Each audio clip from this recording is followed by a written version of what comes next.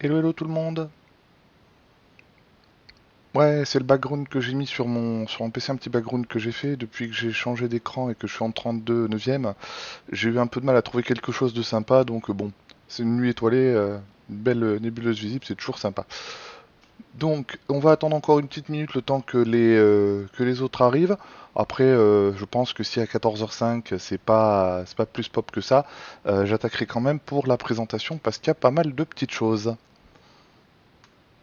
Donc, autre détail, comme c'est la première fois que je stream avec cet ordinateur d'une part, et que d'autre part je suis pas un grand pro du stream, n'hésitez pas à me dire si vous ne m'entendez pas bien. Normalement j'ai fait les balances pour égaliser le son de la voix du micro que j'ai avec celui de FF7, ce qui est déjà pas mal. Je pense qu'il faudra peut-être monter un peu le son de votre côté, enfin n'hésitez pas à dire. Salut Bertrand, ça roule?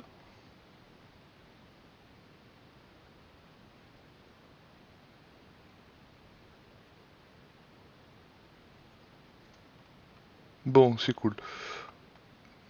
Salut John S.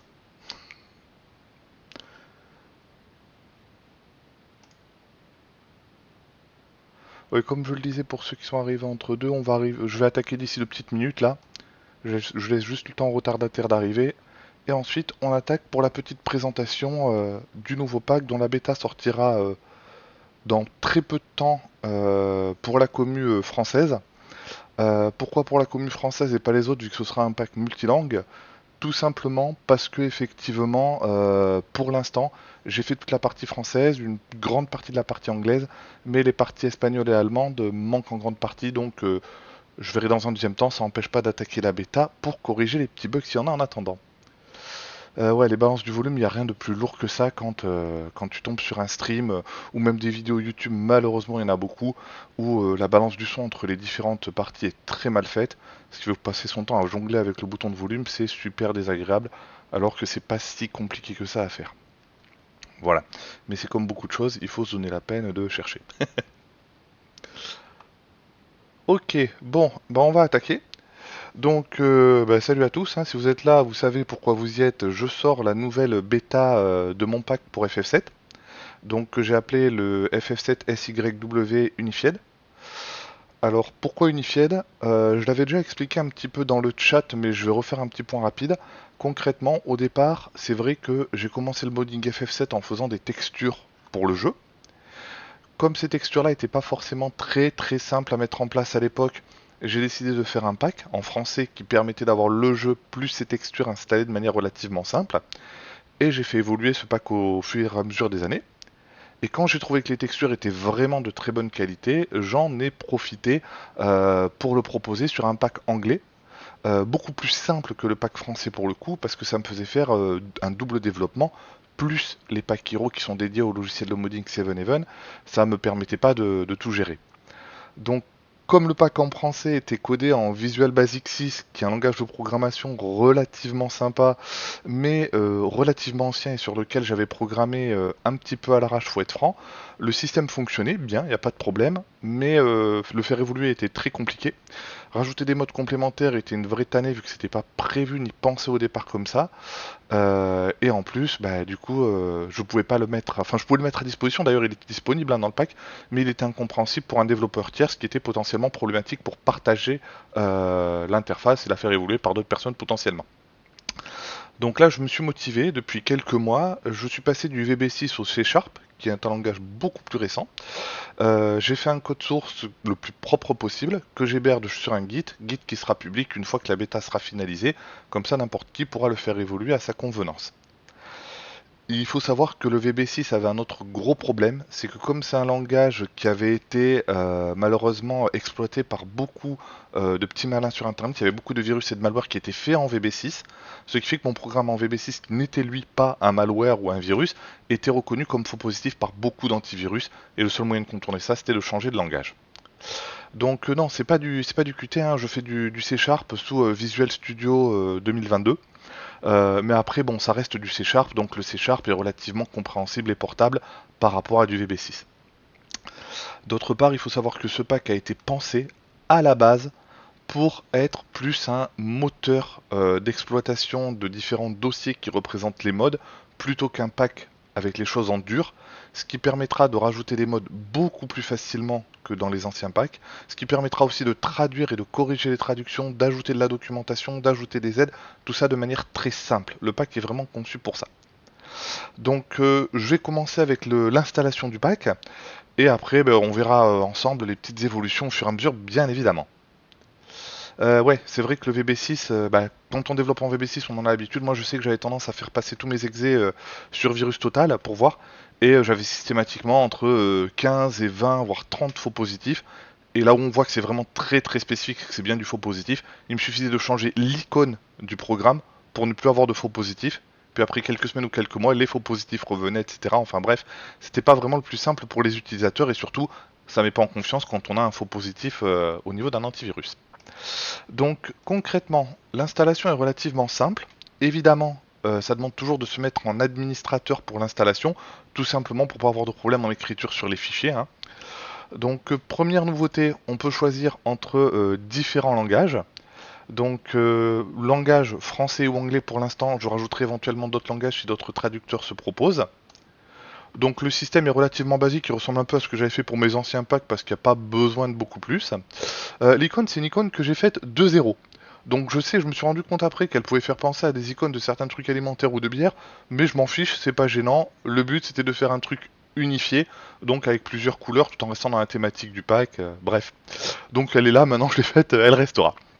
Donc concrètement, petit résumé sur l'installation, résumé qui bien sûr est dépendant de la langue, qui explique un petit peu le pack, qui indique une ou deux informations importantes pour l'installation, qui lui indique que ça inclut la retraduction Néo-Midgar, donc la base quoi. Ensuite on choisit bien évidemment ce qu'on veut faire. Alors j'ai ajouté des pré-réglages pour aider un petit peu les personnes qui ont plus de difficultés avec les différents réglages du pack, parce que c'est vrai qu'il y en a beaucoup. Donc on pourra faire une installation par défaut pour les PC puissants, les PC anciens ou le Steam Deck. Alors pour l'instant, le réglage pour le Steam Deck est un réglage assez bateau par défaut, mais je vais voir notamment avec Moru de la communauté qui a fait un installeur pour le Steam Deck pour qu'on fasse des tests ensemble pour trouver quels sont les réglages optimum sur le Steam Deck pour avoir la meilleure qualité sans avoir de lag. Ça permettra une installation bien simplifiée. Donc on choisit l'installation par défaut, le dossier d'installation, le dossier dans le menu démarrer dans lequel seront les raccourcis, et ensuite de manière tout à fait classique la vérification donc d'une copie originale de Final Fantasy VII. Donc j'ai remis en place une vérification un petit peu plus large que dans les dernières versions du pack, c'est-à-dire que concrètement ça va fonctionner avec une installation Steam, avec un CD 98 ou PSX. Il est possible que ça fonctionne avec l'installation Windows Store de FF7, mais n'ayant pas moi-même l'installation Windows Store de FF7, je n'ai pas pu le tester. Donc la vérification est plutôt simple, vous choisissez le dossier dans lequel votre installation de Steam FF7 est faite. Si c'est bon, ça continue l'install. Si c'est pas bon, concrètement, ça dit que c'est pas bon et ça vire l'installeur. Je vais pas faire l'installation en live parce que déjà j'ai un PC relativement performant et ça prend facilement 2, 3 voire 4 minutes pour faire l'installation. Vu qu'on passe d'un pack qui fait quand même 10 Go, une fois décompressé il en fait plus de 30, ça prend un petit moment pour l'installation. Donc je vais vous présenter directement le système de configuration. Alors tant qu'à faire, je vais vous montrer les deux icônes que vous aurez sur le bureau une fois que l'installation aura été faite. Donc une icône pour lancer la configuration, une icône pour lancer directement le jeu. Alors il faut savoir que suite à la première installation, si vous tentez de lancer directement les jeux, ça lancera quand même cet écran de configuration. Tout simplement parce que la configuration est appliquée pour le jeu au moment où on clique sur jouer à FF7. Et après, si on ne souhaite pas changer la configuration, on peut directement recliquer sur le logo de lancement direct qui aura pour effet de lancer le jeu en 3-4 secondes, alors que l'application des modes peut être relativement longue. Donc j'ai changé également complètement le thème du système de configuration, j'ai essayé de le rendre le plus ergonomique et le plus simple possible. Sur la page d'accueil, on voit tous les contributeurs dont j'ai intégré une partie du mode ou qui ont aidé au développement du jeu en tant que tel, avec à chaque fois, chaque auteur, selon ses préférences, je lui ai demandé, évidemment, un lien pour un site, éventuellement un lien Discord, et un lien pour faire une donation, si vous le souhaitez, à l'auteur du mode. Voilà. Donc sur la page d'accueil, il n'y a pas grand chose d'autre que cela. Le menu de gauche, lui, reste de manière constante pour pouvoir accéder à telle ou telle page. Les informations pour la langue de l'interface et la langue du jeu, c'est assez explicite, mais je préfère quand même préciser. La langue de l'interface, c'est la langue du système de configuration, qui pour l'instant ne contient que l'anglais et le français, et la langue du jeu, elle, qui comporte les 4 langues officielles de FF7 PC à sa sortie, donc français, anglais, allemand, espagnol. Il n'y a pas le japonais, car le japonais n'est pas sorti en version 98 à l'époque, il est sorti ultérieurement, et de ce fait, il ne se mode pas exactement de la même façon, c'est beaucoup plus complexe, pour l'instant les possibilités sont plus limitées, donc pour l'instant, pas de japonais prévu à l'intégration. À savoir que même si les 4 langues du jeu sont disponibles, et uniquement ces 4 langues-là, je passe de côté les retraductions qui traduiraient dans d'autres langues comme l'italien ou autre parce que c'est un petit peu particulier. Les langues de l'interface, elles, une fois que j'aurai les traducteurs, on pourra ajouter autant de langues d'interface qu'on veut. Si quelqu'un veut faire une langue pour l'interface en chinois, en japonais, en ce qu'il veut, ce sera faisable. Donc on va passer à la partie des modes graphiques. Ouais, c'est sympa, effectivement, c'est plus joli qu'avant. J'ai passé un petit peu de temps pour faire un thème qui soit à la fois simple et relativement, on va dire, pas trop agressif pour la rétine. J'aime pas les thèmes complexes, moi j'aime quand ça va droit au but et qu'on sait directement sur nos options et à quoi ça sert. Donc les modes graphiques. Pour faire simple, donc en haut on se retrouve avec les différents modes graphiques classiques sont ceux qui ont quasiment toujours été dans mes packs, avec une prévisualisation en temps réel en bas bien évidemment, et une petite aide sur la droite, avec l'auteur, et le lien de l'auteur est cliquable pour emmener sur le site web en cas de besoin. Donc les scènes du jeu en HD, ce sont les mêmes que celles du pack version 5, avec quelques corrections, mais somme toute très mineures, la qualité reste identique. Pareil pour les animations avancées, il y a eu quelques corrections, mais la qualité reste identique. Idem pour les mini-jeux, idem pour les scènes de combat HD. Axel Rose Blender, alors ça c'est une petite nouveauté, donc qui a été développée par Axel Rose. En fait, dans FF7 sur PC, il y avait un petit souci dans les combats qui était relativement désagréable quand on avait un petit peu l'œil, et qu'on voit très bien dans la partie off à gauche de la preview, à savoir que les éclairages faisaient une espèce de segmentation toute moche au niveau du sol, et au niveau de certains murs même des fois, des fonds d'écran. Donc cette segmentation a été corrigée par Axel Rose, c'est quelque chose qu'on peut activer ou désactiver, j'ai pas vu de bug en l'activant, et c'est vrai que ça rend les fonds d'écran de combat quand même beaucoup plus fluides. Les magies de combat HD, ça j'ai refait une ou deux petites retouches sur les invocations de fin du jeu, notamment sur le modèle utilisé pour la planète Terre, qui était un petit peu mangé, qui du coup était très très moche. La carte du monde, pas d'amélioration, c'est la même que la V5. Les ombres 3D, c'était une nouveauté déjà depuis il y a quelques temps dans le pilote FFNX, mais qui a été bien stabilisé ces derniers temps et qui vaut vraiment le coup d'être activé par défaut, c'est pour ça que c'est activé par défaut. Et un élément que moi je n'active pas par défaut mais qui peut être assez sympa, concrètement il y a Stonset qui a fait un genre d'émulation de couleurs qu'on pouvait avoir en NTSCJ à l'époque sur PSX. Alors si on regarde à quoi ça ressemble par rapport à un émulateur, même un émulateur de bonne qualité, on se rendra compte que les couleurs ne sont pas bonnes. Elles sont plus vives, elles sont plus chaudes. Enfin un petit peu plus froide même par moment. Donc c'est vrai qu'on pourrait se dire que ça ne correspond pas. Mais c'est vrai que moi ayant eu la chance à l'époque de jouer à FF7 sur une version japonaise et sur une télé d'import japonaise, les couleurs avaient ce rendu là. Donc ce qu'a essayé de faire Jeton 7, c'est pas d'être fidèle au moteur graphique du jeu, mais d'être fidèle au rendu qu'on pouvait avoir sur les télé NTSCJ à l'époque. Et c'est vrai que de ce point de vue là, c'est plutôt réussi. C'est désactivé par défaut car ça rend le jeu quand même un petit peu moins fidèle. Donc ensuite, par rapport à avant, là on a une grande nouveauté, c'est que par rapport à avant, on ne pouvait quasiment rien choisir, c'était tout ça là. C'était quasiment pour l'intégralité des cases à cocher, sauf pour les modèles 3D que j'avais modifié un petit peu sur la fin, mais c'était pas l'idéal. Là concrètement, on peut choisir une interface. Alors évidemment par défaut, c'est l'interface de Havok avec son menu HD qui est activé par défaut. On peut choisir les polices d'origine, mais si certaines personnes veulent rajouter par la suite des modes complémentaires, eh bien effectivement ce sera tout à fait faisable vu que le pack est prévu pour. Vous remarquerez ici aussi des petits drapeaux sur la droite. Alors ces petits drapeaux c'est quelque chose que j'ai mis pour les catégories de modes qui le nécessitent, notamment les modes qui impactent sur le menu du jeu, que ce soit les menus en combat ou hors combat, utilisent des patchs mémoire. Ces patchs mémoire, le problème et la différence avec les textures, c'est que ces patchs mémoire dépendent de l'exécutable du jeu et de sa version, français, anglaise, etc. Et donc, ces adresses mémoire, ces patchs mémoire ne sont pas les mêmes, et il faut qu'ils soient faits spécifiquement pour la langue correspondante.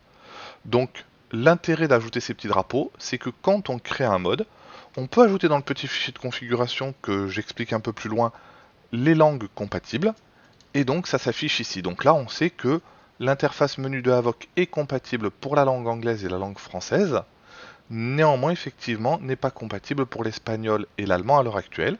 Je n'empêche pas l'activation de ces modes là avec d'autres langues, car quand c'est juste une histoire de texture, une texture qui n'est pas traduite ou autre, ça peut être intéressant d'utiliser quand même. Néanmoins, c'est à vos risques et périls. Donc les modèles 3D. Donc pour les modèles 3D des scènes du jeu, on a beaucoup plus de choses qu'avant, beaucoup plus de choix. Par défaut, on a les modèles d'origine, donc classiques. Les modèles d'origine avec les bouches en version PSX, c'est-à-dire pas de bouche pour les PNJ et une bouche trait pour les personnages jouables. Il y a également donc les modèles d'origine avec les bouches traits pour tout le monde, les modèles donc modernisés du projet KO, et également les modèles Ninostyle qui maintenant sont relativement complets et de bonne qualité. Moi je sais qu'à titre personnel, même si je ne les active pas par défaut, vu que c'est vrai que ça modernise quand même beaucoup le jeu, c'est quelque chose que j'aime bien utiliser. Vraiment, ça, je trouve que ça a de la gueule, ça modernise bien le jeu tout en conservant son esprit d'origine. Donc pareil, pour les modèles 3D des combats, donc on peut mettre les modèles d'origine, les modèles du projet KO, ou les modèles Nino Style réalistes, donc c'est le même auteur que celui qui a fait les modèles Chibi pour les scènes de jeu, sauf que là, comme dans les combats à l'origine, c'est des modèles de type réaliste, il est resté fidèle à cela, mais on retrouve quand même la patte du Nino Style, donc c'est intéressant d'activer les deux en même temps. Idem pour les modèles 3D de la carte du monde, ça je ne le proposais pas dans les anciennes versions du pack, on peut choisir les modèles d'origine KO ou les modèles Nino. Donc pareil, les modèles Nino sont vraiment de très très très bonne qualité, je les recommande. Pareil pour les modèles des mini-jeux, donc les modèles d'origine, les modèles KO ou les modèles Nino. Pour les cinématiques, de base, je propose un pack de cinématiques que j'ai refait en HD en 30 images secondes. Alors ça, c'est un des rares éléments que j'ai vraiment changé entre les anciennes versions et les nouvelles versions. Je suis reparti de zéro à nouveau pour améliorer un petit peu. Alors en termes de détails, honnêtement, on n'y gagne pas parce que c'est vraiment pas possible. Les vidéos sources sont de trop mauvaise qualité. Par contre, on y gagne en netteté. Et il y a beaucoup moins d'artefacts qu'avant de l'interpolation en 30 images secondes. C'est pour ça que les vidéos d'origine en 15 images secondes en HD ont été supprimées. Elles n'ont vraiment plus d'intérêt à l'heure actuelle. Il est possible également d'ajouter les vidéos Cosmo modernisées. En fait, il a refait dans certaines vidéos dans FF7, on voit des persos qui sont chibi. Dans d'autres vidéos, on voit des persos qui sont non chibi. Il a refait les personnages 3D modernes pour les vidéos qui n'avaient pas de perso 3D moderne, histoire d'avoir une certaine unité au fur et à mesure de toutes les vidéos du jeu. Alors, il peut y avoir des petites imperfections parce que c'est un travail de titan et excessivement complexe d'effacer les persos d'origine pour en mettre d'autres à la place. Néanmoins, c'est vrai que ça passe plutôt bien aussi. Donc ça, c'est pour toute la partie graphique. Donc on voit qu'il y a de quoi à faire mumuse.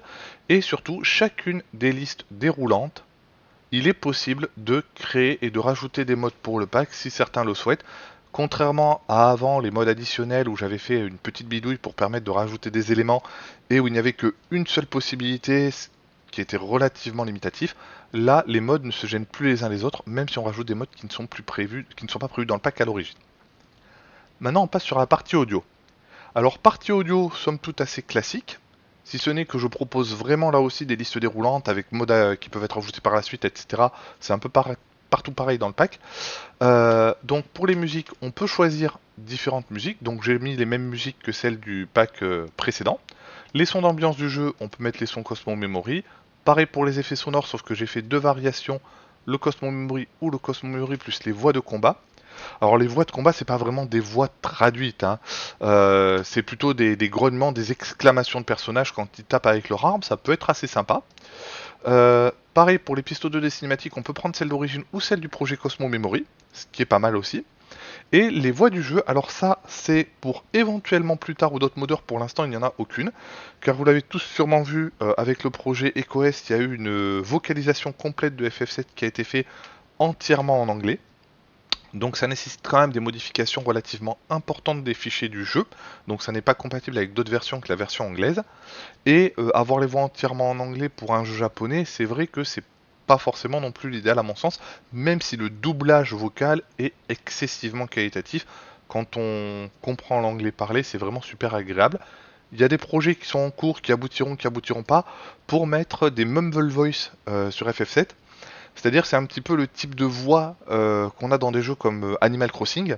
C'est-à-dire ça permet de donner l'intention du personnage par une voix inintelligible. Ça peut être une bonne option pour FF7 car du coup ce serait compatible avec toutes les langues. Petit élément supplémentaire que je me suis permis d'ajouter, comme on peut le voir ici. À côté de chacun des éléments audio, il y a un petit haut-parleur. Quand on clique sur le haut-parleur, ça charge la liste des pistes audio, enfin des fichiers audio du mode en question. Et en cliquant dessus, on peut avoir un aperçu audio. Mais effectivement, cet aperçu audio, je vais pas le déclencher là parce que je l'ai pas égalisé avec le reste, c'est plus compliqué.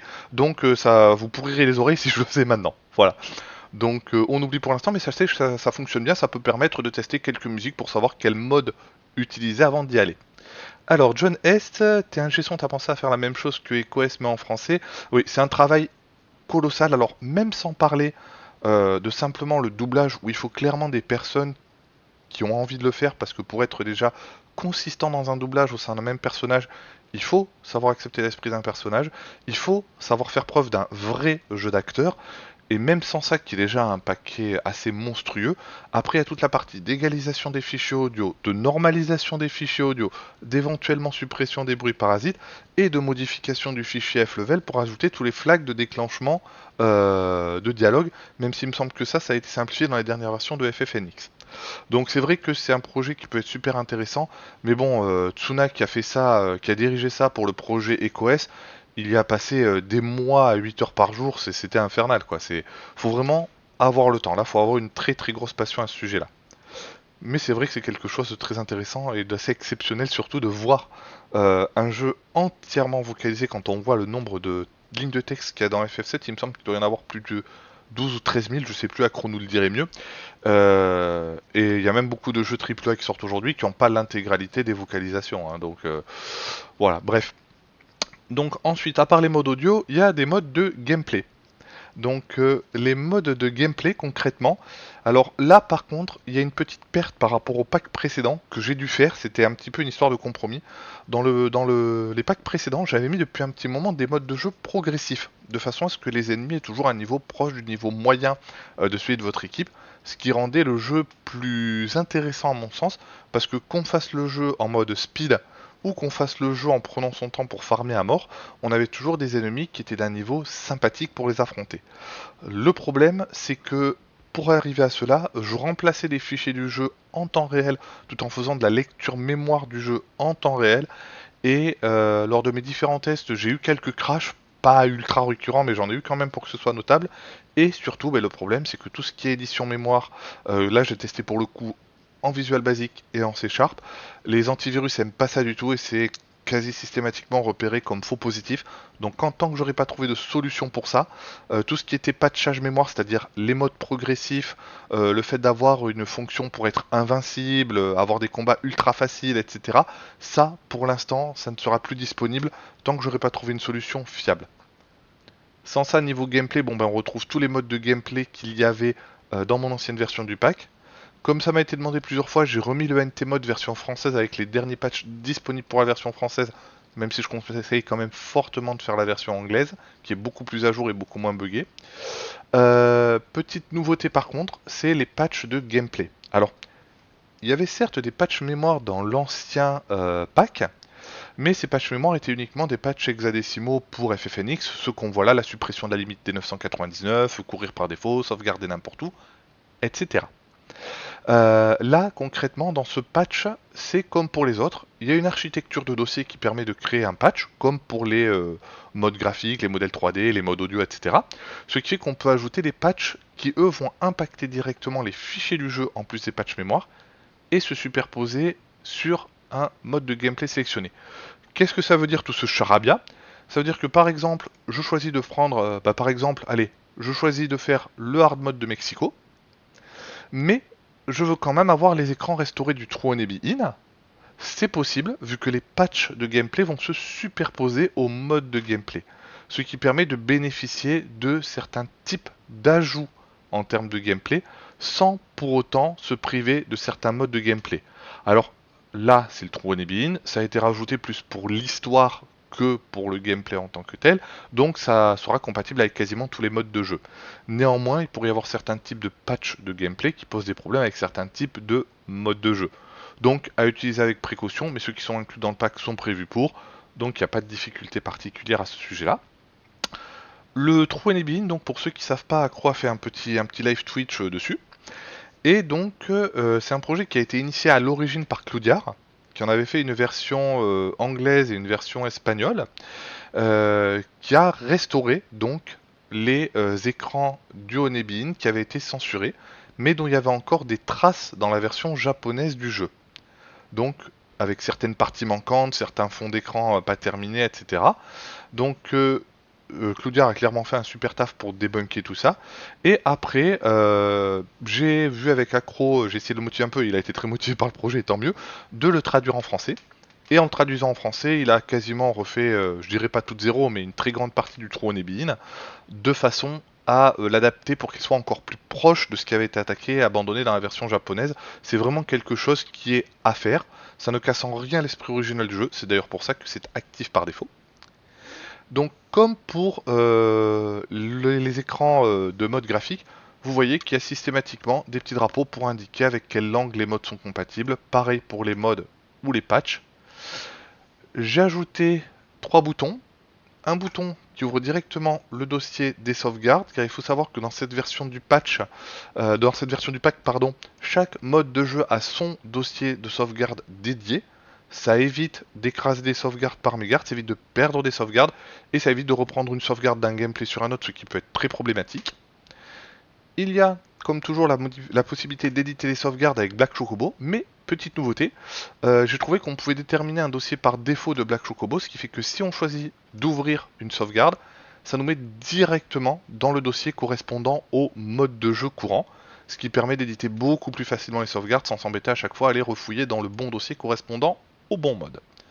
Enfin, un bouton documentation qui est grisé ici, tout simplement parce que certains modes comme le mode NT proposent certains fichiers de documentation, donc on peut ouvrir directement le dossier qui contient les fichiers de documentation. Alors oui, Jeunesse, effectivement, le projet EcoS, c'est excessivement impressionnant, c'est vrai. Par contre, ça nécessite un modding derrière qui est, même s'il a été simplifié par la mise en place ces derniers temps par Seven, c'est pas forcément le plus simple à faire. Voilà. Donc ça c'était pour la partie gameplay. Maintenant on va attaquer la partie pilote et patch. Alors ça c'est tout ce qui correspond au pilote FFNX qui a été fait par Trouodin et tous les contributeurs à ce projet. Notamment il y a Mystère dedans, etc. Cosmo. Donc ça permet de configurer tous les éléments inhérents au moteur graphique du jeu. Donc je vous conseille de passer un petit peu de temps dessus pour savoir ce que vous voulez. Il y a des patchs également spécifiques qui ne sont pas vraiment des patchs de gameplay, qui ne sont pas vraiment des patchs graphiques, qui sont plutôt des patchs utilisés par FFNX. On peut les mettre là, il y a un dossier dédié séparé, on peut en ajouter. Pour l'instant, il y a juste les fenêtres de combat et de dialogue transparentes. Mais il y en a d'autres qui viendront avec le temps. Donc concrètement, au niveau de la configuration de FFNX, on peut choisir le moteur de rendu, donc l'API de rendu. Concrètement, l'idéal c'est de laisser en automatique. L'affichage fenêtré plein écran, donc moi j'ai mis en fenêtré pour le Twitch tout à l'heure, ce sera plus simple pour voir cela. Résolution d'écran, format d'affichage. Alors format d'affichage, on va s'arrêter un petit peu dessus. Le jeu est par défaut en 4 tiers. C'est comme ça que le jeu original a été codé sur PlayStation. Il faut savoir qu'il y a aussi des bandes noires qui à l'origine étaient Kanbai qui ont été réparties entre en haut et en bas pour que ça fasse un petit peu moins moche sur les scènes du jeu, sur les écrans de fond, contrairement au menu où il n'y en a pas par exemple. Tout ça c'est hérité de la version PSX, je pense à cause de certaines limitations techniques à l'époque, et ça a été conservé lors du portage sur PC malheureusement. Donc, cela dit, il y avait moyen aussi de mettre en place un 16 neuvième étiré, ça c'est très moche honnêtement, où on voit toujours les bandes noires en haut et en bas, mais depuis quelques temps, il y a un 16 neuvième réel qui est développé.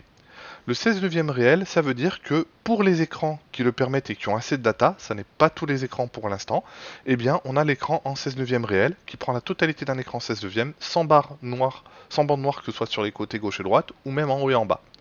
Donc ça aussi c'est un projet qui se fera sur le long terme. Pour l'instant il est plutôt stable et il y a des actions qui sont en cours pour l'instant mais qui risquent de prendre encore quelques mois pour ajouter aux écrans 4 tiers qui n'ont pas assez de data, des compléments de data sur les côtés.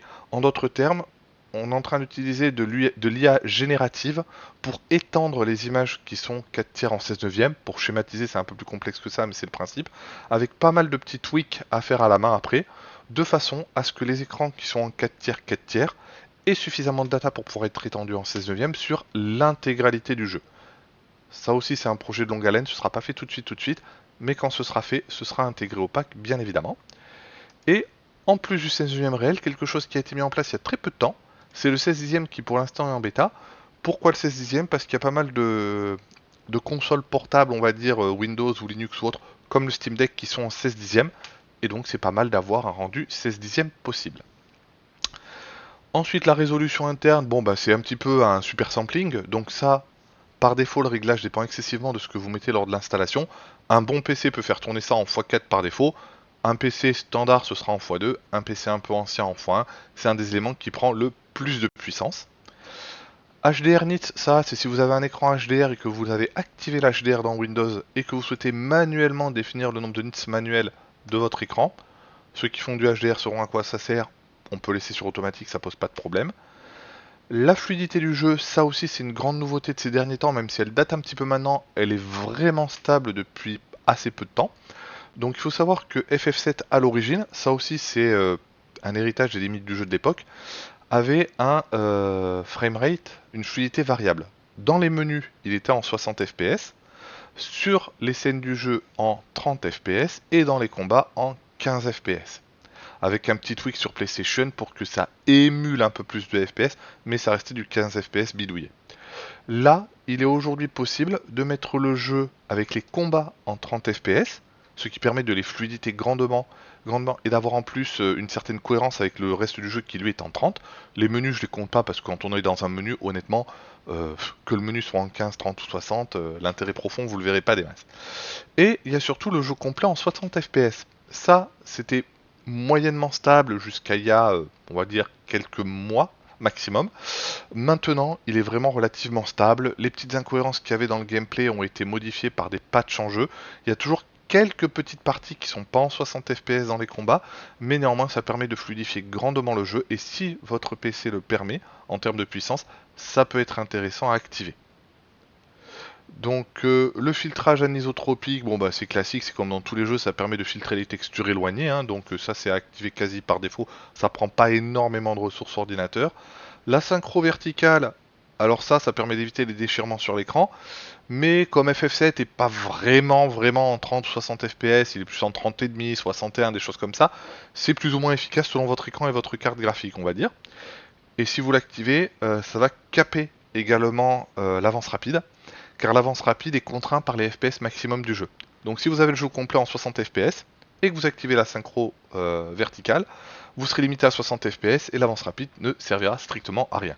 Donc si vous êtes du genre à utiliser l'avance rapide, eh bien désactivez la synchro verticale, comme ça vous aurez tout le plein potentiel de l'avance rapide. Les canaux audio, par défaut, c'est sur deux canaux en 44.100 kHz. Donc ça, c'est, je dirais, le réglage audio classique par défaut. Il est possible de monter beaucoup plus haut. Après, selon votre carte son, votre réglage dans Windows, les modes dans le jeu, etc., ça peut être problématique. Pareil si on augmente grandement le nombre de canaux pour l'instant. Alors, le fait d'augmenter le nombre de canaux sera peut-être plus pertinent dans le futur, vu que les packs audio d'ambiance ou de son pourrait être amené à utiliser des canaux surround. Donc à ce moment-là, effectivement, passer sur plus de canaux pourrait être sympa. Pour l'instant, ça sert pas à grand chose. Et donc échantillonnage audio sur un jeu ancien comme FC7, c'est pas l'ingé son qui traîne jeunesse qui me dira le contraire. En 44 ou en 48, de toute façon, ce sera largement suffisant pour ce type de son, sachant qu'en plus les musiques, même celles qui sont en OGG ou autres, sont en 44.100 en général, donc ça sert à rien de faire du sursampling audio. Donc, ensuite, reprendre les musiques, c'est une option qui n'est pas active par défaut, mais qui peut très bien être activée, c'est une histoire de choix. Ça permet que, par exemple, quand on se balade sur la carte du monde et qu'on a un combat, et bien après le combat, la musique continue là où elle est restée au lieu de reprendre au début de la musique de la carte du monde. Ça peut être plutôt sympa. Les bruits de pas, ça c'est une nouveauté d'il y a quelques temps mais qui était déjà présente dans les dernières versions du pack. Ça permet tout simplement que quand on se déplace avec notre personnage, on a un bruit de son, un tapotement qui correspond à la vitesse à laquelle on marche ou on court, vraiment des bruits de pas. De base, les bruits de pas, c'est pas forcément génialissime. Par contre, quand on va dans les modes audio et qu'on met les effets sonores du jeu en Cosmo Memory, Cosmo Memory, si on active les bruits de pas seront dépendants de la surface sur laquelle on marche. Donc ça peut être sympa, ça rajoute un petit peu d'immersion. Après, faut aimer les autres sons du Cosmo Memory, car les deux ne sont pas dissociables, tout simplement. Donc ensuite, qu'est-ce qu'on a d'autre? On a toute la configuration du speed hack, donc la vitesse de base du jeu, enfin pas de la vitesse base, le stepping, le minimum et le maximum. Le minimum et le maximum, bon bah c'est minimum et maximum du speed hack, et le stepping c'est le nombre d'incréments. Donc si par exemple ici je mets 2 avec un maximum de 1 et avec un minimum de 1 et un maximum de 4, ça va faire 1, 3 et ensuite 4 vu que ça ne pourra pas aller jusqu'à 5.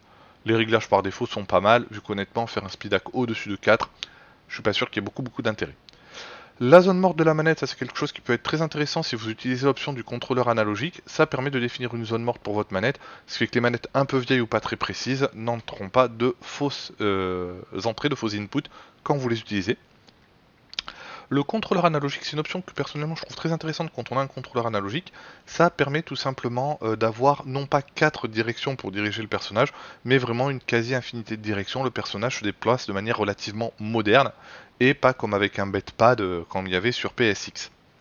La course automatique, quant à elle, permet, si on a un stick analogique, de marcher ou de courir selon la quantité d'inclinaison du stick. Ça dépend beaucoup de la manette, ça dépend beaucoup de la zone morte, ça peut être assez aléatoire. Cosmo 13, tu comprends le français à peu près.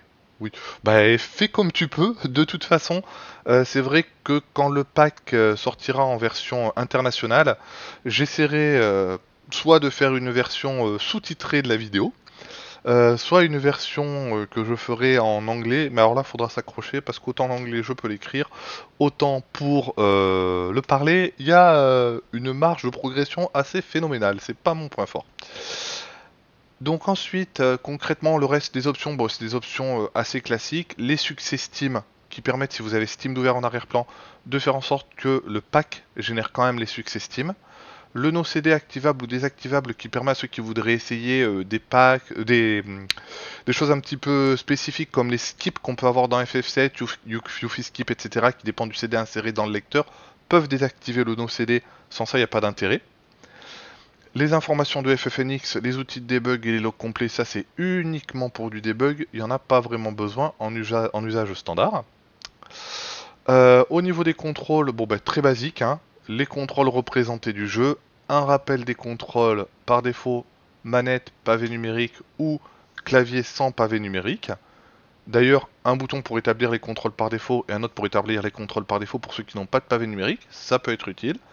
Et enfin, les fonctions spéciales qui sont tirées directement de la documentation de FFNX pour que vous puissiez profiter de toutes les petites améliorations qui ont été mises en place. Au niveau de l'aide, ça fonctionne maintenant sur un système de fichiers, donc on a une liste déroulante, pour l'instant il n'y en a que 2, mais je pourrais être amené à rajouter des aides par la suite. Il suffit de sélectionner l'aide pour la voir apparaître, hein. Pas de grand discours là-dessus. La FAQ, classique pour ceux qui veulent un peu plus d'infos sur le pack. Installer un mode tiers, j'ai essayé de faire quelque chose d'assez complet pour ceux qui voudraient rajouter des modes au pack. Ça peut avoir l'air assez long comme ça, mais c'est principalement parce que j'ai détaillé énormément les choses. Quelqu'un qui connaît un tout petit peu le modding de FF7 saura très facilement comment adapter son mode au pack de manière fiable. Voilà. Donc concrètement, là, ça c'était pour ce que donne le lanceur. Donc je vais me permettre de présenter quelques options du jeu. Je vais pas en présenter beaucoup parce que sur la base ça reste quand même relativement similaire on va dire à ce qu'on pouvait trouver dans l'ancien pack, mais c'est vrai que sur l'ancien pack je n'avais pas fait de présentation spécifique vidéo des options complémentaires, donc je vais le faire rapidement ici. Voilà, tout ça, ça m'a l'air pas mal. Ok, allez, on lance FF7. Donc concrètement, merci, c'est sympa, je me suis un peu pris la tête, donc tant mieux s'il te plaît. Donc concrètement, pour jouer à FF7, on clique sur jouer à FF7. Donc le temps de chargement va être très variable, car il dépend d'une part des modes que vous avez activés, et d'autre part de la puissance du PC. Ne soyez pas surpris si jamais sur votre PC les chargements ont l'air plus longs que sur le mien. J'ai renouvelé mon PC il y a assez peu de temps. et il est relativement bourrin. Donc c'est vrai que voilà, sur les PC un peu plus modestes, ce sera un peu plus long à charger. Donc là concrètement, je vais basiquement continuer une partie par exemple ici dans la région de Junon, voilà, pour vous montrer plusieurs éléments. Alors déjà, je vais désactiver les combats pour pas qu'on soit dérangé par ça. Concrètement, là on voit le jeu concrètement avec les modèles d'origine, hein, modèle 3D d'origine, pas d'ombre, rien du tout, et une fluidité donc de 30 fps. Donc là n'hésitez pas à me dire si jamais vous avez du mal à m'entendre, je pense que l'égalisation audio que j'ai faite est pas trop mal, mais bon, dans le doute, hein, si vous avez du mal à m'entendre, du mal à entendre le jeu ou autre, n'hésitez pas à le dire. Donc voilà, donc ça c'est le jeu tel qu'on le connaît, avec les textures HD que j'avais mises en place au fur et à mesure, et le pilote qui améliore la définition de la 3D. Donc quelque chose de tout à fait classique. Donc ce que je vais faire maintenant, je vais commencer par ajouter donc tout simplement les nouveaux modèles 3D, ceux de Nino que j'aime beaucoup, pour vous montrer à quoi cela ressemble. Voilà, simplement en changeant les modèles. Alors vous allez voir, le chargement est un petit peu plus long pour le coup, parce qu'il y a beaucoup plus de fichiers à gérer avec la quantité de modèles 3D qui sont customisés. Alors ne vous inquiétez pas si à certains moments il n'y a plus l'écran de présentation de FFNX, malheureusement on ne sait pas trop pourquoi à l'heure actuelle, mais il a tendance à disparaître avec certaines options. Je peux baisser la musique du jeu un peu. Ok, je vais tenter ça. Hop là, je le fais directement dans OBS, si c'est pas suffisant, je le ferai dans le jeu. Donc, on va reprendre la même sauvegarde tant qu'à faire. Et là, vous allez déjà voir qu'il y a une sacrée différence. Donc, pareil, je redésactive les combats. Donc là, vous pouvez voir qu'au niveau des modèles 3D, la différence est assez impressionnante. Les modèles 3D qu'a fait Nino pour les modèles de déplacement de véhicules dans la carte du monde sont assez impressionnants. Il est sur le style qu'on a l'habitude de voir pour Nino, donc au niveau du personnage. Je me suis permis de rajouter l'épée dans le dos pour Claude pour donner quand même un petit peu plus de présence au jeu. Et donc dans dans les différentes scènes, tous les modèles 3D sont ceux de Nino et c'est vrai que ça a vraiment de la gueule. Voilà, donc là on peut voir par exemple sur les modèles 3D, je vais voir Priscilla rapidement. Voilà, donc ça reste vraiment conforme à l'esprit du jeu, car ça reste du chibi, ça reste légèrement cubique, mais c'est quand même relativement arrondi, beaucoup plus fluide, beaucoup plus souple, avec beaucoup d'ombrages qui permettent vraiment de donner vie au jeu. Alors, si FF7 est autant modé par rapport au 7 ou 8, c'est parce que le jeu est plus facile à modder ou c'est juste une question d'engouement. Alors, concrètement, ça dépend de beaucoup de choses. Il faut savoir qu'aujourd'hui, FF8 est quand même moins simple à modder que FF7. Mais cela dit, il y a beaucoup de travail qui est fait par la team de FFNX pour essayer de faire en sorte que la plupart des éléments qui fonctionnent sur FF7 soient portables sur FF8. Mais de ce que j'en sais concrètement, c'est vrai que si je me base sur les informations que moi j'ai auprès de mes proches, etc., voilà, je vais remonter un petit peu le son du jeu. Concrètement, FF7 est quand même celui des trois qui est majoritairement le préféré. FF9 est pas aussi complexe à modder que ça, mais je dirais que comme les modèles 3D sont déjà beaucoup plus qualitatifs dans FF9 que FF7, il n'y avait pas forcément de place pour la modification de modèles 3D, et avec les fonds d'écran qui ont été faits avec l'excellent Moguri Mode, il n'y a plus vraiment de place aujourd'hui pour une grosse concurrence, à moins que des personnes soient très motivées pour refaire les fonds d'écran en 3D de zéro. Mais il faut bien voir quelque chose aussi, c'est que FF7 étant le premier FF sur PSX en 3D, la qualité des textures d'origine ainsi que des modèles 3D d'origine est vraiment catastrophique. Là on s'en rend pas compte parce que ça a été bien modé en 3D. Je vais retourner dans ce village en désactivant les améliorations 2D, etc.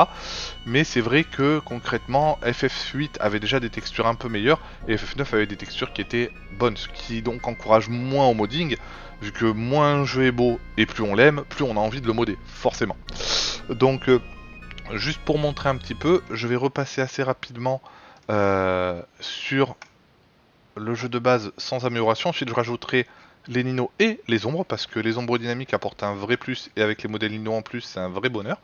Voilà, je vais simplement enlever les scènes du jeu et les polices HD.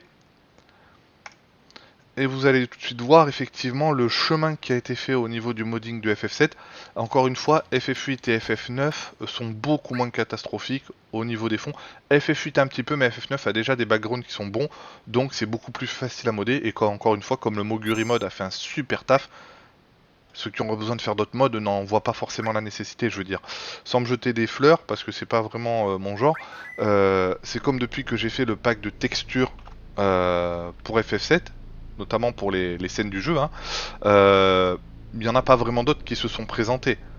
Le Romako qui était sorti un petit peu avant moi a totalement disparu depuis parce que bon, outre la qualité de l'upscaling, on peut dire ce qu'on veut, il avait surtout jamais été patché, jamais fait toutes les petites corrections manuelles ni rien, et il a rapidement laissé tomber.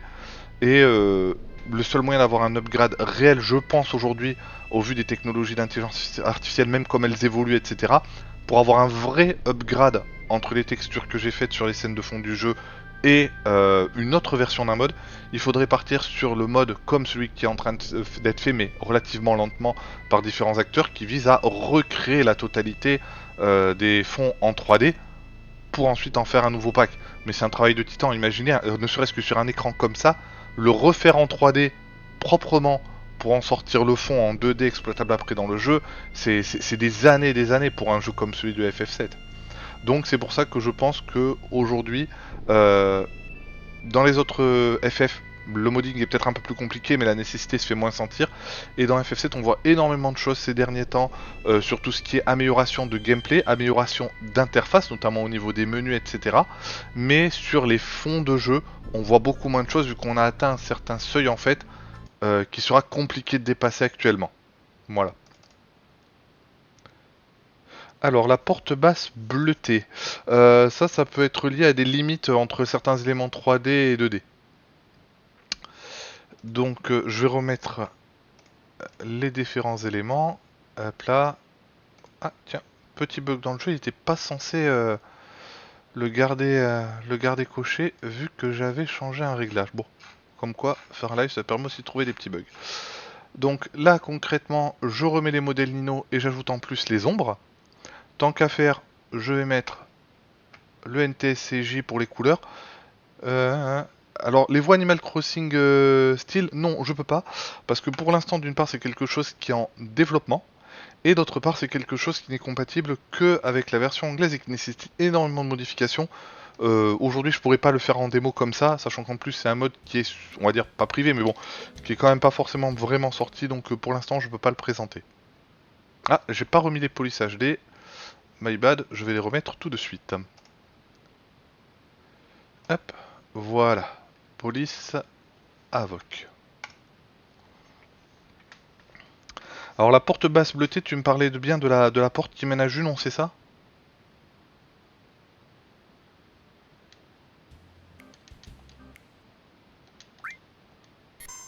Bon, alors, vous voyez déjà avec les couleurs NTSCJ, on voit que les couleurs sont différentes au niveau du menu. Le bleu typique du FF7 est plus vraiment un bleu FF7, mais plutôt un bleu azur.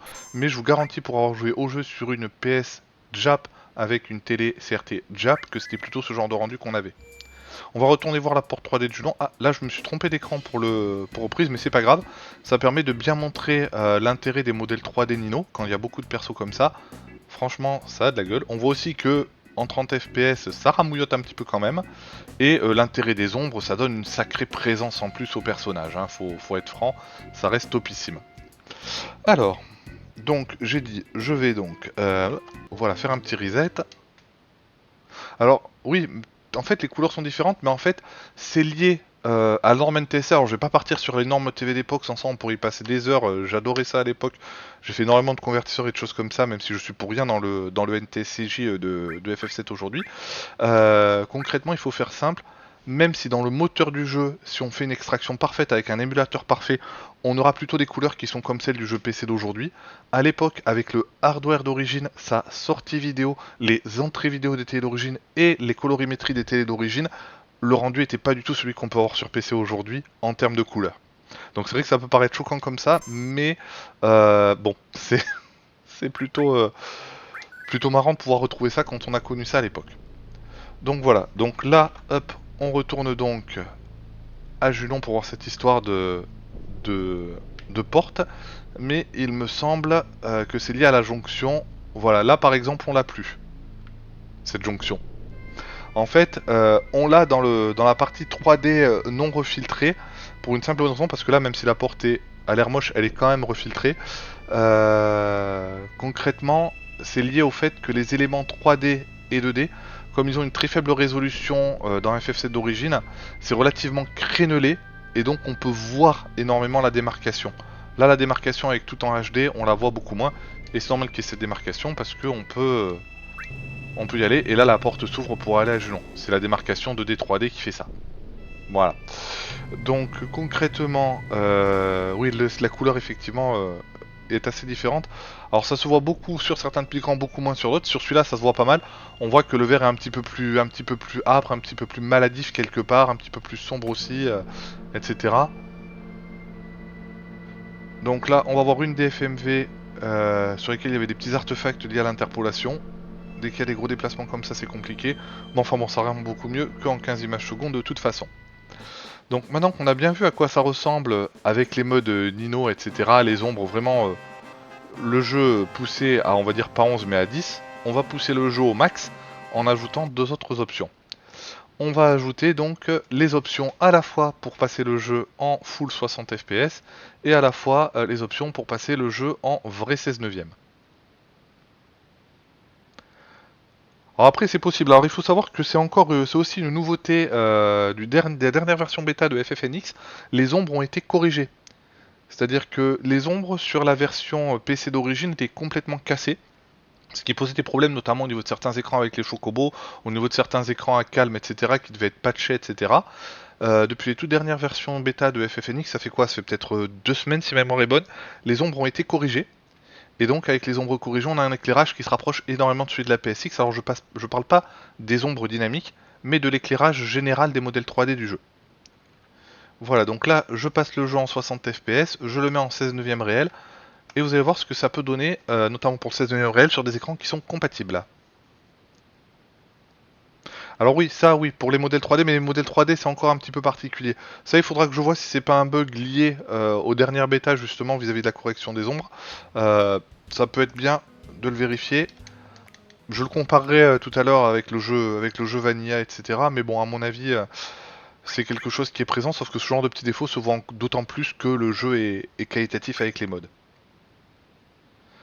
Alors, le HDR, honnêtement, pour l'avoir testé, vu que j'ai un bon écran HDR, je trouve que ce qu'il apporte est relativement limité.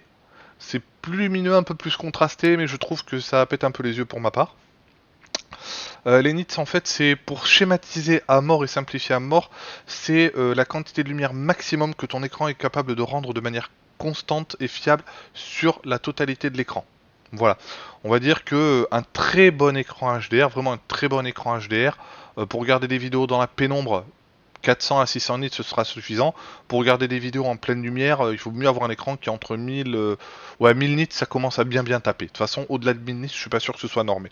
Bref, donc là concrètement, on va repartir toujours sur le même écran donc de Junon. Et déjà, vous allez voir l'intérêt déjà le 16 neuvième réel, on le voit très bien sur la carte du monde parce qu'il est totalement compatible. Hein. Donc plus aucune bande noire, ni en haut, ni en bas, ni sur les côtés. Donc c'est quand même super agréable. Ensuite, pour voir la différence de fluidité en 60 fps, je vais prendre le haut vent. Et là, vous pouvez voir que la fluidité est quand même assez hallucinante en 60 fps par rapport au jeu de base en 30. C'est quand même vraiment topissime. Donc concrètement, je vais quand même aller choper un combat pour que vous puissiez voir la fluidité dans les combats. Alors, les combats, c'est un des rares éléments où la fluidité en 60 fps n'est pas totalement parfaite aujourd'hui. Il y a certaines invocations, certaines magies qui restent capées en 15 fps. Et là, on peut voir, franchement, le combat en 16 neuvième complet et en 60 fps, ça a quand même vachement de la gueule. Faut dire ce qui est. Alors ça peut avoir l'air un peu sautillant à cause des 60 fps, mais la vitesse des animations est strictement celle de l'origine si on la compare avec le jeu non capé en 15 fps de base. Ça a vraiment de la gueule, avec le 16 neuvième en plus, c'est... Alors pour les invoques, la plupart des invoques sont quand même en 60 FPS, hein, mais notamment les chevaliers de la table ronde, etc. Mais il y a quand même certains, alors c'est pas vraiment il me semble qu'il y a une invocation qui est encore en 15 FPS, si ma mémoire est bonne. C'est surtout certains effets magiques qui aujourd'hui restent en 15 FPS, mais j'ai plus la liste complète. Alors, de toute façon, la liste complète... alors attends, normalement je devrais pouvoir la voir vu qu'elle est officielle sur le site de FFNX.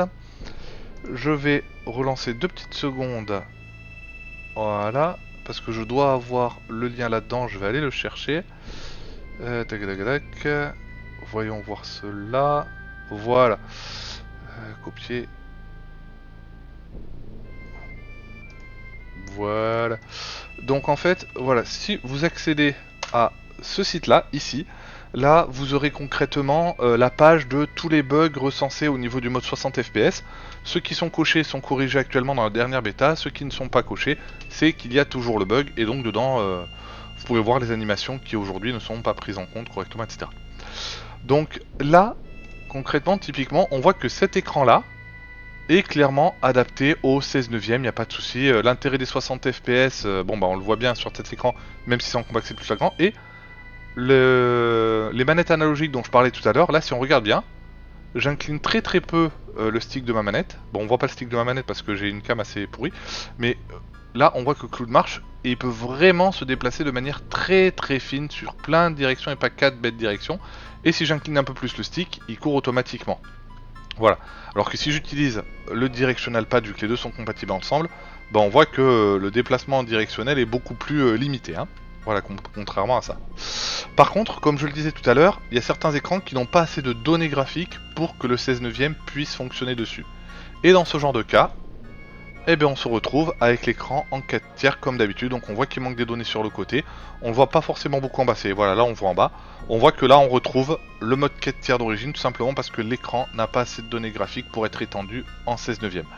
C'est pour ça que le mode 16 neuvième, c'est un mode qui est super intéressant. Il rajoute vraiment en cohérence au niveau du jeu, hein, vu que tous les éléments du jeu, même les menus, peuvent se retrouver en 16 neuvième. Bon, le menu pas directement vu qu'il faut un mode pour l'étendre un petit peu, mais au final le jeu peut être entièrement en 16 neuvième. À mon sens, ça vaut peut-être pas le coup de l'activer par défaut. Par contre, le jour où effectivement tous les écrans seront corrigés et adaptés au 16 neuvième, ça pourra valoir le coup. Donc là on voit typiquement la différence. Un écran qui a suffisamment de data pour être adapté au 16 neuvième, qui prend bien tout l'écran. Et si je repasse sur l'écran d'à côté, hop, ici, on voit vite que là, bah, plus de 16 neuvième, la différence est quand même assez flagrante. Donc voilà, donc là j'arrive au bout des options que je voulais vous montrer en jeu par rapport au lanceur et à cette nouvelle bêta qui arrivera d'ici quelques temps je pense sur le site de ff7.fr. Alors le full 16 neuvième, la personne principale qui en a en charge, parce qu'en fait on a été plusieurs à refaire les textures à coup d'IA générative vu les limites des logiciels actuels, mais il faut tout adapter à la main et tout redécouper à la main proprement. Et ça, le principal intéressé qui s'en charge m'a dit que ça lui prendrait encore quelques mois, donc j'ai pas de date précise. Donc ce qu'on va faire avant de finaliser cette petite présentation, je vais relancer donc la configuration et je vous laisse 1 minute pour me dire par le chat si vous avez des fonctions spécifiques que vous voulez essayer ou voir directement en jeu. Et après, ben, on coupera pour l'instant. N'hésitez pas à me dire aussi dans le chat si pour vous ça a bien fonctionné, s'il n'y a pas eu de saccades divers et variés, pas de bug de son ou autre. Car comme je le disais, je stream très très peu. Le dernier stream que j'ai dû faire c'était il y a peut-être 3-4 ans. Et c'était la première fois avec ce PC. Voilà.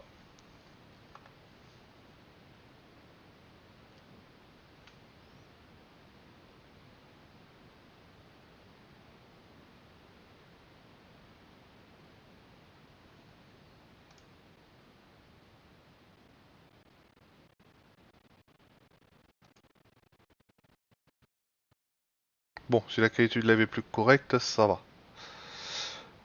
Alors, la question sur Barrett. Alors attends, j'ai pas dû la voir la question sur Barrett. Tac, tac, tac. La question sur Barrett. Alors si tu peux la reposer parce que je la vois pas tes questions sur Barrett.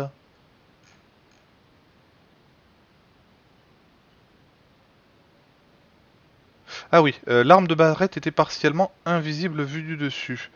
Alors non, je ne pense pas. Après, ça peut être potentiellement un bug du modèle Nino. Je testerai ça pour être sûr, mais il me semble que les modèles sont bons. Alors, c'est vrai que j'en ai parlé, j'en ai pas forcément parlé tout à l'heure.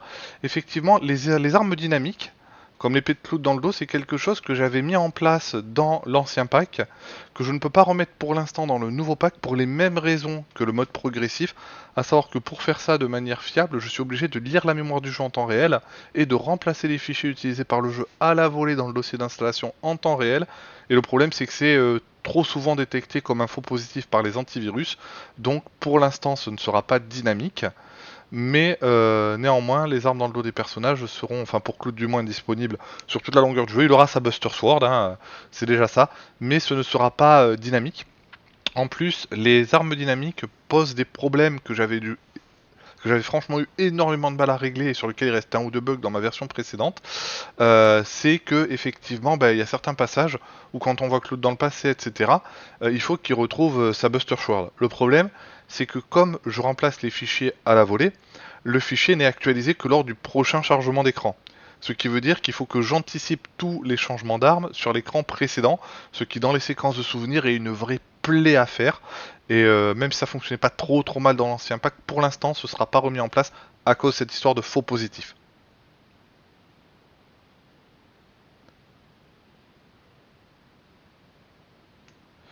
Alors non, si son arme semble entière sur certains angles, à ce moment-là, ça doit venir du modèle, hein, parce que c'est clairement pas une autre option. Après, comme c'est les modèles de Dino que j'ai mis en place, il n'est pas impossible qu'il y ait un modèle qui soit un petit peu limite, ou que j'ai un fichier texture mal adapté qui traîne quelque part.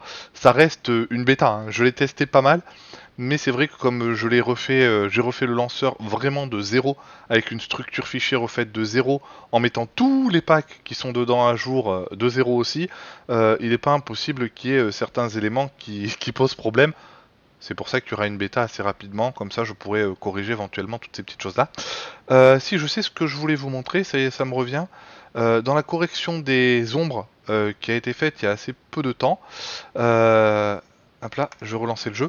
Je ne sais pas si certains d'entre vous se rappellent, mais l'affichage des chocobos, principalement quand on voulait les nourrir, était assez calamiteuse.